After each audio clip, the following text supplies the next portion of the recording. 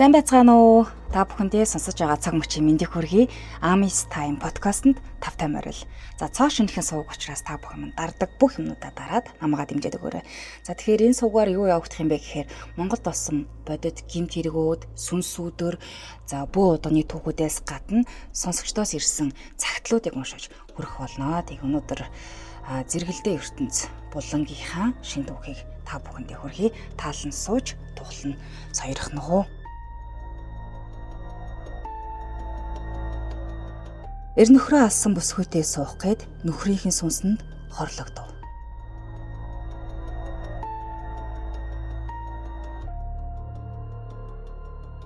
Дугуйрхуу гихнийг залуу Сараа гэгч хүүхэн дурлаад түүний араас өдөр шөнөгүй гүөх болсон байна. Сараа түүнд анхандаа нэг их нүүр өгөхгүй байснаа найзнаар нь том компани захирал өөрөө ч мөн сэргэлэн ажил хэрэгч овсгоотой нэгэн болохыг мэдэнгүүт ашиглаж болох хүн байна гэж тооцоолон нэлээ нааштай хандах болж. Тэгээд тэр хоёр сууж ханилах тухайч ярих болж.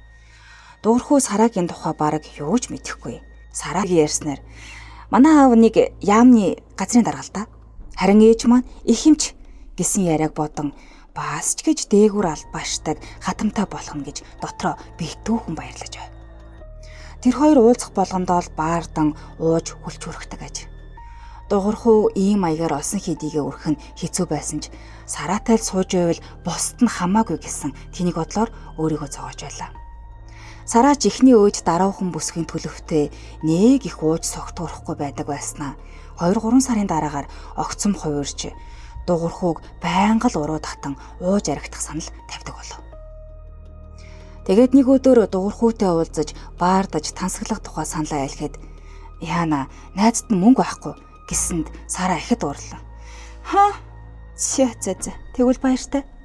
Ирчүү та нар ёстой хаяа муутай хүмүүстэй гэж нэлээн агсар хянцтай болоод ирэхэд нь дугуйрхуу сандран шалдаа бууж хүнээс мөнгө зээлээд дагуулan гарсан байна. Тэр хоёр шүнд бол болтол баарнд суугаад гарах үед Сараа ихэд цогцсон байлаа. Тэгээд Сараа "За хоёулаа нэг газар очино. Чи нэмээд нэг шил арх авчих" гэснээ дугуйрхуу тийш талмаар нь ширтэж. "Чи мэдгүй. Миний нөхөр гэж нэг хачин хар юм байсан юм. Хүмүүс түүнийг их мөнгөтэй гэдэг байлаа. Би ч мэддэг байсан. Найз нар нь бүр надад юу гэж хэлдэг байсан гэ? Танаа нөхөрт 500 сая төгрөг бий гэж хүртэл хэлдэг л байсан юм. Би түүнээс хувцс хунар авъя, мөнгө өгөөч гэхэд тэр өөр өгөөгүй. Би бүр цөхөртлөө гуйсан. Ёстой юу ч өгөөгүй дээ. Хүн гэдэг ч амар юм блэ дээ. Гэхдээ чи тийм биш үсттэй" гэж асуув. Энэ яриаг сонссон дугуйрхуу гайхсхийж "Гүй тэгээд нөхөр чин хаана байгаа юм?" гэвэл Сараа "Хаана ах вэ? Өгчихсэн. Гэхдээ яаж өгснгийг би чамд хэлэхгүй. Чи олон юм асуугаад илгүй такси барь" гэж тушаав. Сараагийн зааснаар Дэнжин мянган захын тэнд нурж унах шахсан байшин бүхий хашаанд очлоо. Сараа ихэд цогцсон болохоор нууж хаах юмгүй амьдралаа ярьж байшингаа онгойлгов. Хаалга онгоо уугүй юу тэдний урдаас чийг үнэртэж дээр нь бас шивтрийн хий хан хийлээ.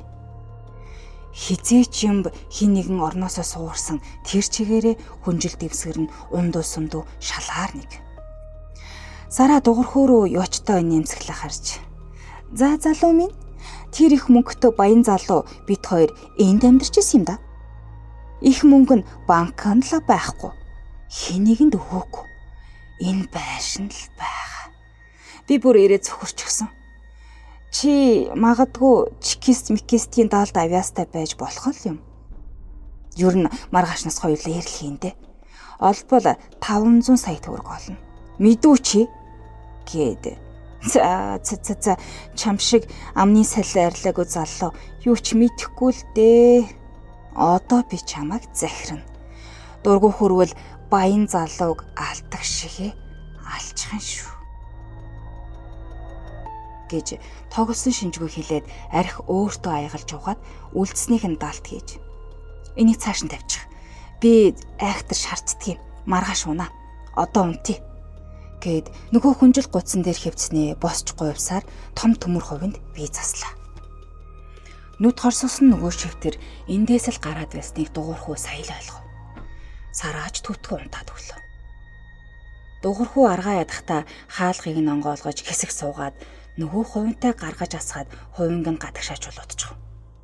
Удалгүй ч байшингийн доторхаагаар цэвэршээд ирлээ. Тэр сараагийн дэргэд хөвтөвч биш, суугч биш, хоёрын хооронд байснаа согтуг ярихэнд нам унаад өгч. Гэтэл шүн дунд хин нэгэн түүнийг заамтахад сэрв.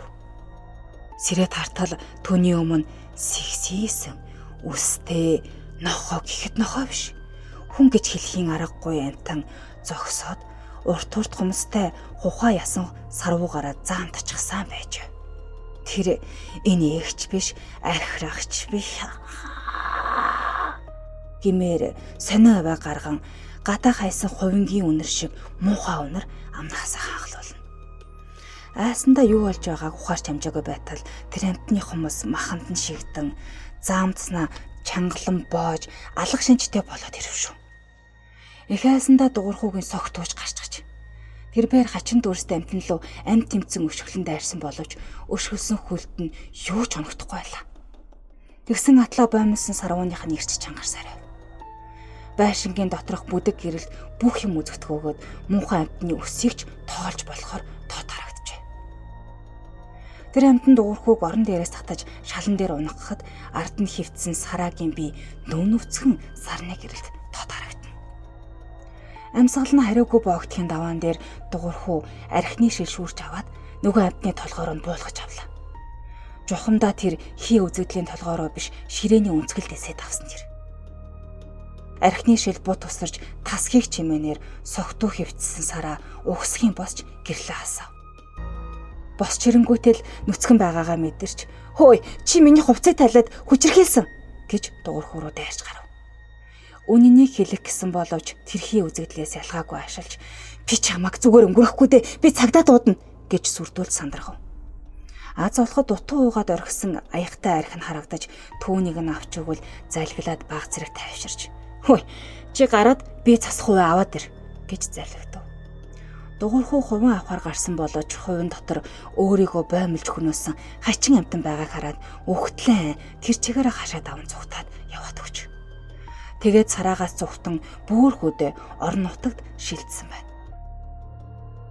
500 сая төгрөгнөөс өөрт нь юу ч өгөөгүй гэж эр нөхрөө ягуутгсан сараа тэр оромжиндоо нөхрийнхөө сүнстэй одоо ч цуг байгаа бөгөөд нөхрийнхээ сүнс гэр доторх жорлон болсон том төмөр савны давхар ёроол хооронд хийсэн их мөнхөндөө хорогдон байхын зэрэгцээ сарааг шүн бүр унтахт нь хажуухаар нь хөвцсээр. Тэгээд сарааг дагаж тэнд очисон хүн болгоныг айлгасаар байгаа.